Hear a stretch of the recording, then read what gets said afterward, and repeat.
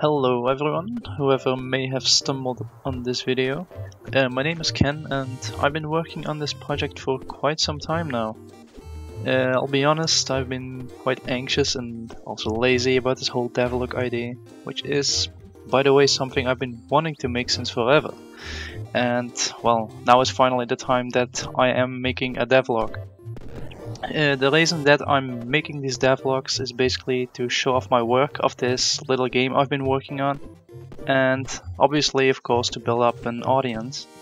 I've been working on this game part-time, like on and off, for a bit, for like over a year now. I've previously been working on it on the side of studying software engineering, and I'm currently working on it like on the side of doing a full-time internship. Now enough about all of that, now a little bit more about the game. The game is called Adventure of Tuck, and it's a roguelite game. As you can see by the gameplay running in the background, the game is like live action and not like turn-based like the original roguelikes are. Oh, by the way, some parts of gameplay you see in the background might still be changed, they're not like definite. Well, the game does have a permadeath though, meaning that when you die you have to start over completely, but that's not 100% true, since I've implemented a small system where you get a very small amount of points at certain stages of the game that you can use for your next playthrough to like boost some of your stats. Well, there's basically then two ways of making progress in the game, which is like these points like I've said just now, and also personal experience or skill. Of course, if you're like better at the game, you're gonna make more progress in the game. Another thing is that the stages are semi-randomly generated.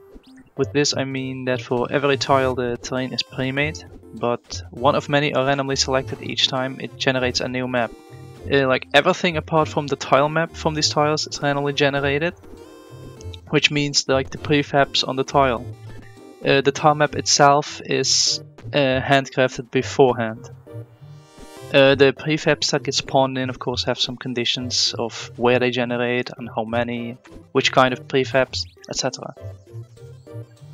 Next up is a little bit about the story itself. The story of the game is honestly not the main focus of the game, but that doesn't mean that there isn't a story. The story starts off with the main character, Tuck, who wants to be a writer.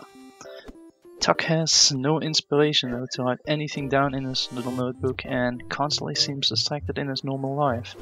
At one point he's sitting at his desk with his empty notebook in front of him.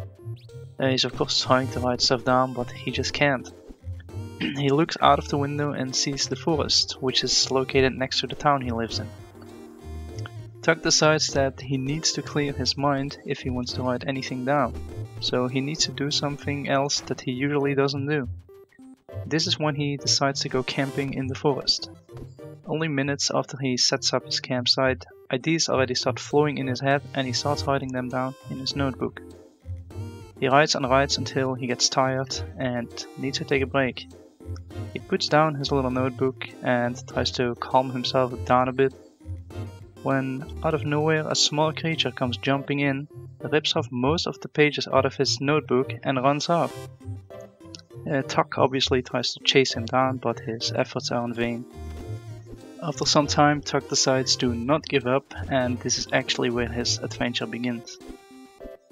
I've basically worked out perhaps 70 to 80% of the backend code, which makes it a lot easier to add more and more content. With this I mean that I could make a new tile set, new art for prefabs, and it would be incredibly easy to generate a whole new area. The main things I would have to add would be art related or sound related, and specific scripts for certain enemies or NPCs. Anyways, I'll be leaving it at this for this devlog. It's basically mostly some background information for now about the whole project, and next devlog I'll show more specific things within the game. I'll unfortunately won't know when the next devlog will be, as I'm personally always quite busy with a lot of different things. Plus, like I've said, I'm anxious about this whole devlog idea and also a bit lazy. So I won't be having a schedule for now, for when I upload more updates about the game. Of course, if you want to see more and get an update when it does, then make sure to subscribe to the channel, as that's probably the best way to see the videos appear in your subscription box. Hopefully, see you soon.